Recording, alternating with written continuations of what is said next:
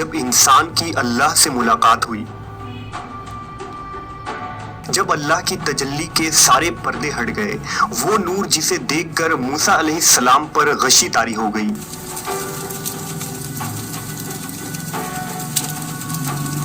وہ کون سا مقام تھا جہاں اس کائنات کے مالک کا ظہور ہوا تھا؟ اس جگہ کی کیا حالت ہوئی؟ وہ جگہ آج کہاں ہے؟ اس ویڈیو میں ہم مقدس مقام کوہ طور کے بارے میں جانیں گے، جہاں موسیٰ علیہ السلام نے اللہ کی تجلی دیکھی تھی۔ جب حضرت موسیٰ علیہ السلام کو مصر سے جلا وطن کیا گیا تو آپ مدین پہنچے، جہاں آپ نے حضرت شعیب علیہ السلام کی بیٹی صفورہ سے نکاح کر لیا اور وہیں بس گئے۔ مدین میں آپ 10 سال تک مقیم رہے۔ اس کے بعد موسیٰ علیہ السلام کو اپنے والدین اور لوگوں کی یاد شدت سے پریشان کرنے لگی، لہٰذا آپ نے مصر جانے کا ارادہ کیا۔ آپ نے رخت سفر باندھا۔ اس سفر میں آپ کے اہل خانہ بھی آپ کے ساتھ تھے۔ مدین سے مصر کا سفر ایک لمبا سفر تھا اور راستہ بھی خنکی اور بیابانوں سے بھری تھی۔ سفر کی ایک تاریک رات تھی، ہوا میں خنک تھی اور موسم سرد تھا۔ آپ علیہ السلام کوہ طور کی جانب بڑھ رہے تھے۔ طور اس راستے میں واقع تھا جو مدین سے مصر کی طرف جاتا ہے۔ جب آپ طور کے پہاڑ کے نزدیک پہنچے تو راستے سے بھٹک گئے۔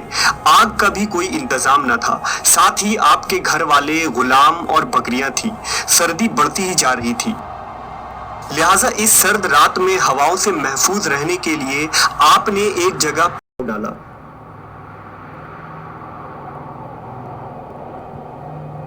وہاں آپ نے پتھروں کو رگڑ کر آگ جلانے کی کوشش کی، مگر ناکام ہو گئے، کیونکہ سردی کی شدت اور ہواؤں کا بہت زور تھا، اس لیے آگ نہیں جل رہی تھی۔ حضرت موسیٰ علیہ السلام کی اہلیہ صفورہ بھی امید سے تھی، لہٰذا حضرت موسیٰ بہت پریشان ہوئے۔ اس وقت آگ کے ہونے سے ہی روشنی اور گرمی مل سکتی تھی، لہٰذا جب آپ نے ادھر ادھر دیکھا تو دور آگ جلتی ہوئی روشنی دکھائی دی۔ اس روشنی کو دیکھ کر موسیٰ علیہ السلام کو لگا کہ شاید وہاں کوئی اور مسافر موجود ہے جس نے آگ جلا رکھی ہے، شاید اس سے مدد مل سکے یا ہمیں وہ راستہ ہی بتا دے۔ لہٰذا آپ نے اپنے اہل خانہ سے کہا کہ ٹھہرو، میں نے آگ دیکھی ہے، شاید میں وہاں سے کوئی خبر لے آؤں یا اس آگ سے کوئی انگارہ ہی اٹھا لاؤں جس سے تم تاپ سکو۔ حضرت موسیٰ علیہ السلام آگ کے حصول کے لیے چل دیے۔ راستہ نہایت ہی پتھریلا اور نشیب و فراز والا تھا۔ آپ نے اسے پار کیا اور غار نما جگہ کی طرف بڑھے جہاں سے روشنی آ رہی تھی۔ جب آپ اس روشنی کے قریب پہنچے تو دیکھا کہ ایک سرسبز جھاڑی آگ کی لپیٹ میں ہے۔ آگ پوری آب و تاب کے ساتھ بھڑک رہی ہے، لیکن وہ درخت کو راکھ کرنے کے بجائے اس کی خوبصورتی میں اضافہ کر رہی ہے۔ ایسا لگتا تھا کہ درخت روشنی سے جگمگا اٹھی ہے۔ آگ کے شعلے بھڑک رہے تھے، مگر درخت کی کوئی شاخ بھی نہیں جلتی تھی اور نہ کوئی پتا، نہ کوئی دھواں اٹھ رہا تھا اور نہ تپش۔ یہ منظر نہایت ہی عجیب و غریب اور آنکھوں کو متاثر کر دینے والا تھا۔ موسیٰ علیہ السلام حیرانی کے عالم میں اس درخت کی طرف دیکھے جا رہے تھے۔ وہ درخت آپ سے مغرب میں دائیں سمت میں تھا۔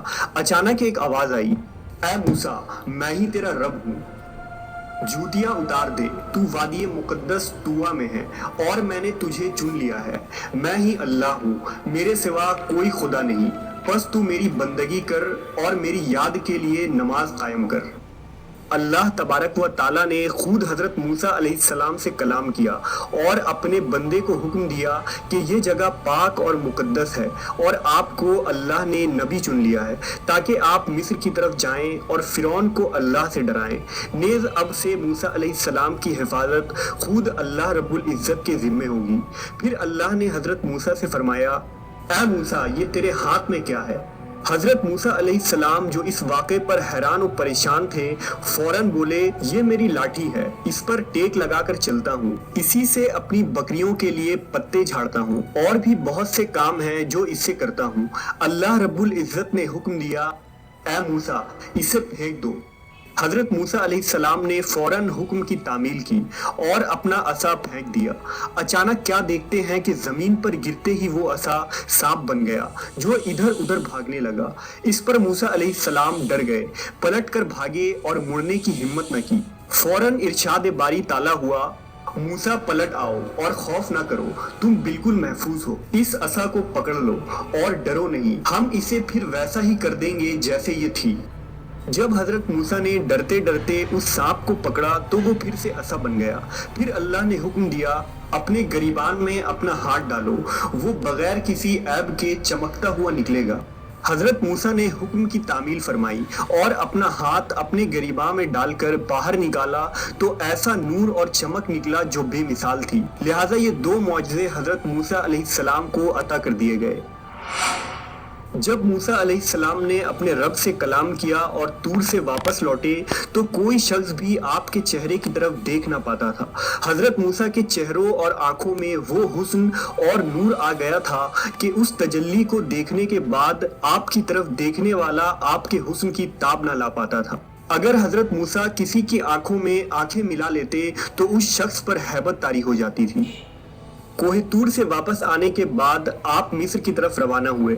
हजरत मूसा अलैहिस्सलाम को इस कायनात के रब से कलाम करने की सआदत पर कलीमुल्लाह कहा जाता है। मिस्र की वादी में मौजूद कोहे तूर वो पहाड़ है जिसे जबल मूसा भी कहते हैं। अल्लाह की तजल्ली को इस पहाड़ की चट्टानें बर्दाश्त न कर सकी और छोटी छोटी टुकड़ों में टूट गईं। अल्लाह की तजल्ली की वजह से ये पहाड़ आज बिल्कुल बेआब हो गया है। इस पहाड़ पर किसी किस्म की कोई पेड़ पौधे नहीं उगती, ना ही यहाँ कोई पानी मौजूद है।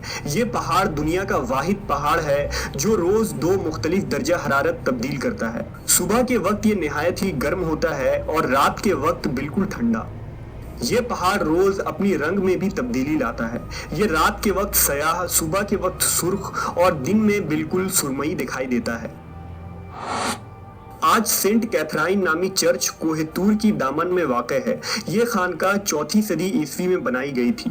खानकाह के इंतजामिया का कहना है कि वो झाड़ी जिस पर अल्लाह की तजल्ली हुई और मूसा अलैहिस्सलाम ने कलाम किया था आज तक वहीं कायम है। इंतजामिया ने वहाँ लकड़ी की रुकावटें बनाकर रास्ता बंद कर दिया है जहाँ लोगों का दाखिल होना मना है।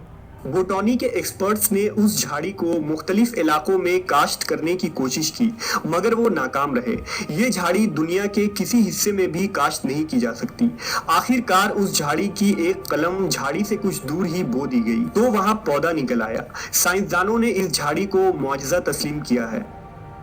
बहरहाल इस वाक़े में बहुत सारे पोशीदा पैगाम मौजूद हैं जिनमें एक अहम पैगाम ये है कि इतनी अजीम और सख्त पहाड़ अल्लाह की तजल्ली को बर्दाश्त न कर सका और जल कर सुरमा हो गया, लेकिन ईमान वालों का दिल अल्लाह की तजल्ली को बर्दाश्त कर लेता है। ये मुसलमानों पर अल्लाह की ख़ास रहमत है कि अल्लाह के कलाम कुरान मजीद को हम अपने दिलों में महफूज कर सकते हैं। ये दिल इतना अजीम व बाबरकत है कि जिसे देख कर फरिश्ते भी हैरत ज़दा रह जाते हैं।